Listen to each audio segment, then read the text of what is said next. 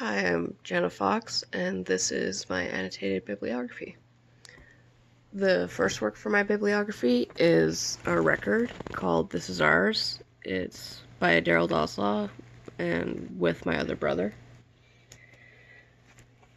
Both the cover and the actual vinyl itself are orange, in honor of truth and reconciliation.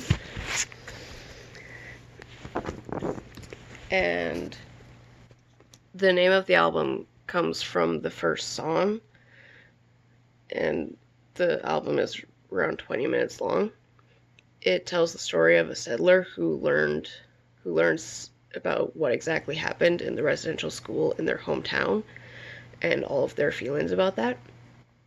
The point of the album is that whether we like it or not, this is the reality of our past. Whether you were in a residential school or not, even if they were basically gone by the time you're old enough to be aware of the horrors of this world, it may not be your specific story, but it is the collective story of this land and its peoples. I'm not super familiar with all of the songs because it's been a while since I've listened to it, but the first song is almost 10 minutes long, partly because around 2/3 of the way into the song, there's a recording of a powwow, which plays for a while before the last verse. This album was a collaboration between a lot of artists, and the proceeds for the record and the recordings went to the Saskatoon Public School Indigenous Ensemble.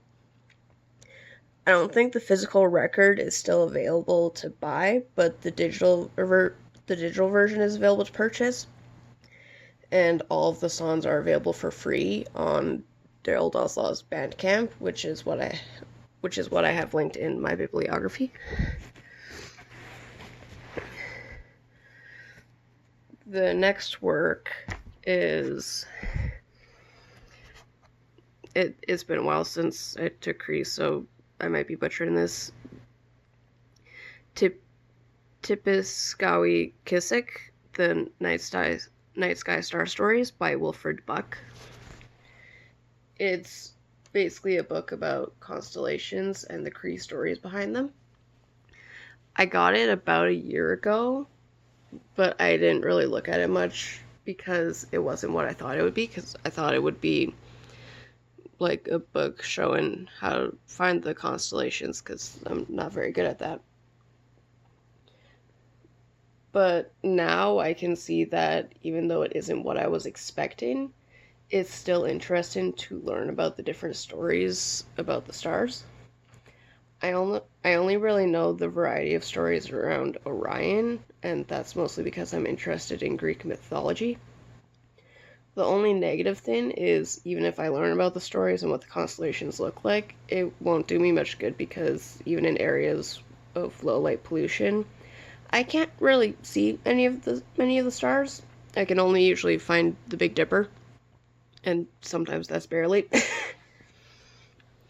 But it's still really interesting, and it's got pictures inside. It's really cool.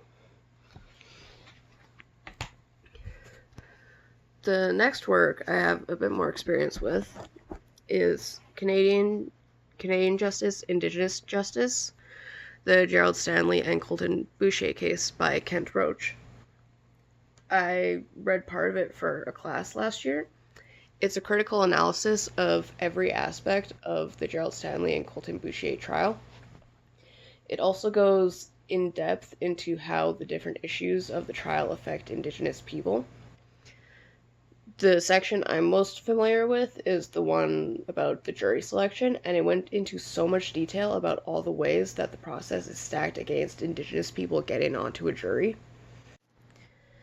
The book is slightly out of date now because, as we learned in the documentary earlier in the semester, the preemptory challenges have been removed, and that wasn't the case when this was published, but it's still very informative.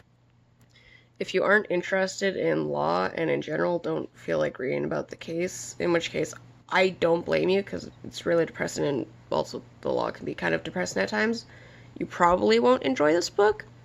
but if not, it's really interesting and informative. The next work isn't broadly applicable, but I still find it really interesting.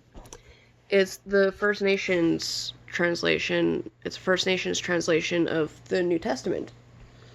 I got as an Easter gift at some point in the past couple years, and it's been really interesting to read every time, even if I haven't fully looked through it. Something I've always enjoyed doing by myself and in small groups is looking at a specific passage or book of the Bible and comparing differences between translations and how those differences change the message or help to better understand the material. This version is great for that because it's so different from the other translations, being that it uses First Nation style of storytelling. I looked up one of my favorite verses in it while I was deciding on works for this assignment, and this translation actually helped me to better understand the meaning behind it. Like, I already mostly understood it, but I was able to understand it slightly better. And yeah, like, it's really cool and stuff. The last work in this is a book of essays called Hope Nation. It doesn't have any direct connection to the Indigenous peoples of Canada, but it does have essays written. It does have some essays written by other marginalized people, like Muslims and other people of color who live in the United States. And I've found that even if you don't identify with the specific issues that authors are talking about and have to deal with, they talk about some common problems and they provide messages of hope that can be felt even if you have no experience with the issue they're mainly talking about. For example, I'm not Muslim, and I have no experience with what it was like to be Muslim right after 9/11 happened. But I can still find inspiration in Aisha Seed's essay about apologizing for her own mistakes, but not the mistakes that had nothing to do with her. And I don't have depression, but I can still understand the message of the Ali Condi essay. This book provides a wide range of experiences and messages of hope that I think could do a lot of good for many people, especially when the world seems as dark as it does right now.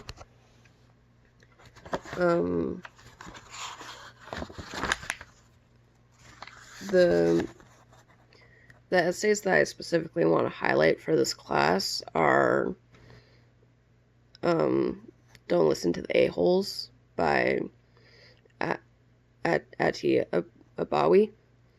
And as I mentioned earlier, The Only One I Can Apologize For by Aisha Seed. And also Born in Argentina, Made in America, The Immigrant Identity by Ramana Garber. I haven't read that one, but it does sound really interesting. But yeah, this is just a really inspirational book.